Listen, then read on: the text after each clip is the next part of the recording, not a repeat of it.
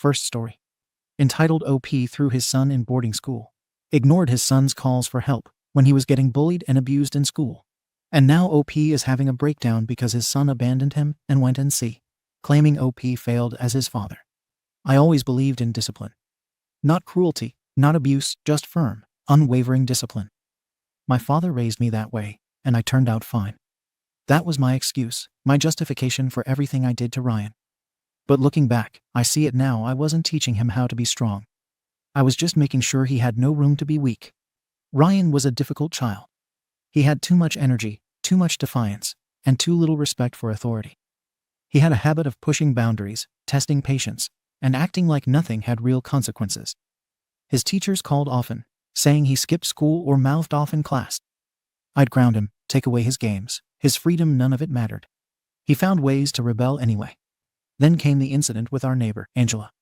She had a baby and was already high-strung, always complaining about noise, about Ryan riding his bike too close to her driveway, about anything she could. One day, she came to my door, livid, saying Ryan had thrown firecrackers near her while she was holding her baby. She claimed it had scared the child so badly that he nearly stopped breathing.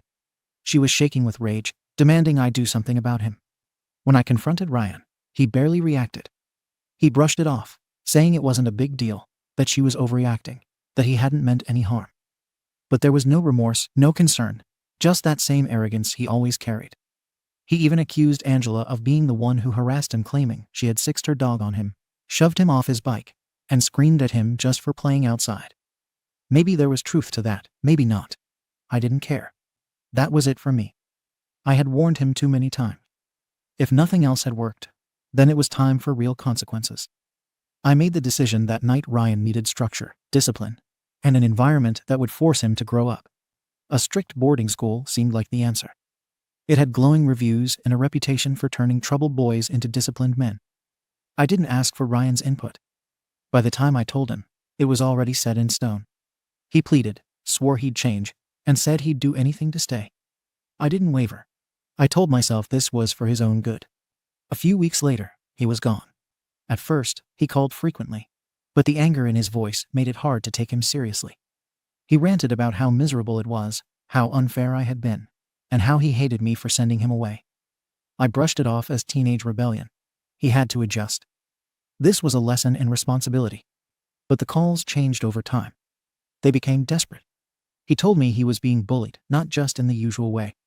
He said they humiliated him, doing things like rubbing their genitals on his face, pissing on his clothes and bed, making him do their chores, and stealing his food.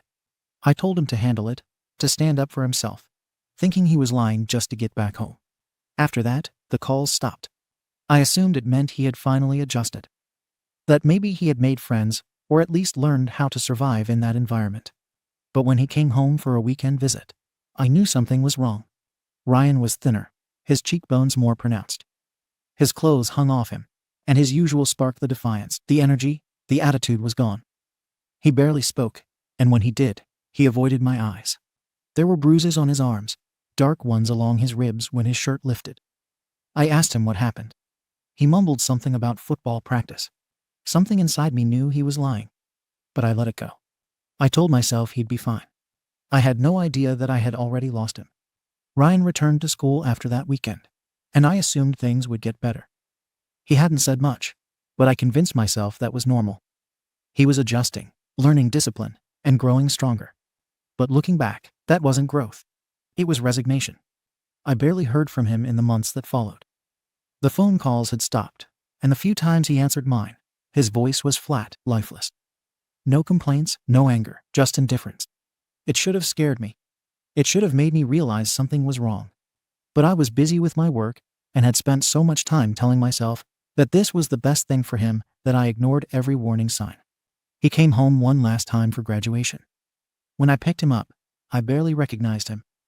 The boy I had sent away was loud, stubborn, and full of life. The one that came back was hollow. His shoulders hunched forward slightly, as if he had learned to make himself small. He barely spoke during the car ride home, just short responses, mostly nods or shakes of his head. His face was emotionless. That night, he went straight to his room. No excitement, no celebration. Just closed the door and went to bed early. The next morning, he was gone. At first, I thought he had just gone for a walk. But when I checked his room, I found a letter on his bed. I still have it. I've read it so many times I've memorized every word. He wrote about the first few weeks at the school, how the boys singled him out, how they made him their personal servant. They took his food, forced him to do their laundry, and knocked him down in the hallways. When he complained to the staff, they ignored him. Then it got worse. They started locking him in a closet at night. At first, it was just a few hours. Then whole nights. Then entire weekends. No food, no water. Just the darkness, the suffocating silence, the sheer terror of knowing they had complete control over him. They didn't stop at isolation. They beat him, humiliated him, and treated him like something less than human. He stopped fighting back because it only made things worse. The staff never stepped in. He wrote about the night he stopped feeling anything. The night they hurt him in ways I can't bring myself to say out loud. The night he realized no one was coming to save him. Not the teachers. Not the police. Not his father. That was the last time he begged for help. By the time he came home, he wasn't my son anymore. He was just a shell of the boy I had raised. And I had done that to him. His final words in the letter haunt me. I may be running away now, but you abandoned me years ago. You won't see me again. I searched for him. Called his friends, filed a missing persons report, checked every shelter I could think of. I even drove through the city at night, hoping to catch a glimpse of him. But I never found him. For months, I told myself he'd come back. That this was just another act of rebellion, that he'd run out of money, that he'd get tired of being alone and come home. I kept his room exactly the same and left the porch light on every night, just in case. But he never did. At first, I couldn't fully believe what was in the letter. I told myself he had exaggerated, that maybe he had been bullied, but not that badly. Maybe he was just trying to make me feel guilty, to punish me the only way he could. I clung to that belief for a long time.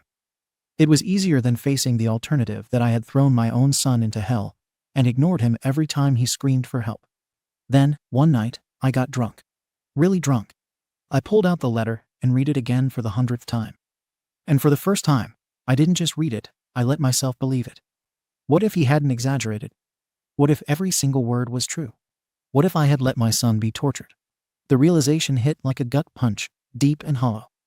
My stomach turned, my chest ached, and my hands shook. I read it again and again. My vision blurred from either the alcohol or the shame. I remembered the way he flinched when I touched his shoulder at graduation. The way he never made eye contact.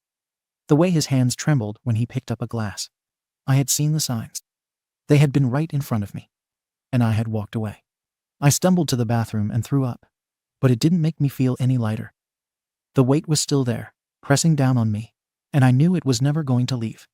That was 2 years ago. I don't know where Ryan is. If he's alive. If he's safe.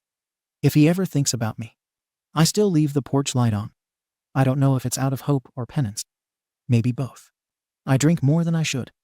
It dulls the noise in my head, but not enough. Nothing is enough. I go to work, come home, sit in the dark, and let the silence drown me. The house is too quiet now. No slammed doors, no loud music, no muttered sarcasm, no laughter. Just silence. And in that silence, I hear him the most. I imagine him as that 16-year-old boy, begging me not to send him away. I imagine him at 17, getting abused. I imagine him at 18, sitting in his childhood bedroom one last time, knowing he would never come back. I wonder where he is now. If he has a job, if he has a home, if he still wakes up in a cold sweat, remembering what they did to him. I wonder if he hates me. And I wonder if I deserve it. Because no matter how much I tell myself that I was just trying to be a good father, just trying to teach him discipline, the truth is simple. I failed him. And now, I'll never get the chance to make it right. Comments. Comment 1. You didn't fail your son. You destroyed him. You saw him begging for help, screaming for you to listen, and you turned your back on him every single time. You didn't just miss the warning signs, you chose to ignore them. You told yourself he needed discipline when all he needed was a father who gave a damn. And now you want to sit here, drink yourself into a stupor, and wallow in self-pity. Nah, you don't get my sympathy. You deserve to live with this for the rest of your life. I just hope Ryan is out there somewhere, thriving without you and never looking back. Comment 2. You sent your son to a literal torture camp because he was a difficult teenager. Then, when he told you he was being abused, you doubled down and told him to toughen up. You know what the worst part is? Even after he came back a broken shell of a person, you still didn't believe him. You listened to his pleadings and told yourself he was just being dramatic. I hope he never comes back.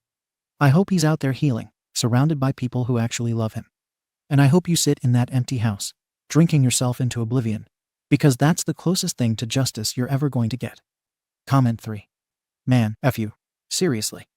Your son was crying, begging, pleading for you to help him, and you decided he was lying. What kind of father does that? You sentenced him to hell and then acted shocked when he never recovered. And now you have the audacity to sit around feeling bad about it. Oh, poor you. Let me play the world's smallest violin. If Ryan has even an ounce of luck, he's happy, successful, and never thinks about you again. You don't deserve forgiveness. You deserve to rot in that miserable, silent house for the rest of your pathetic life.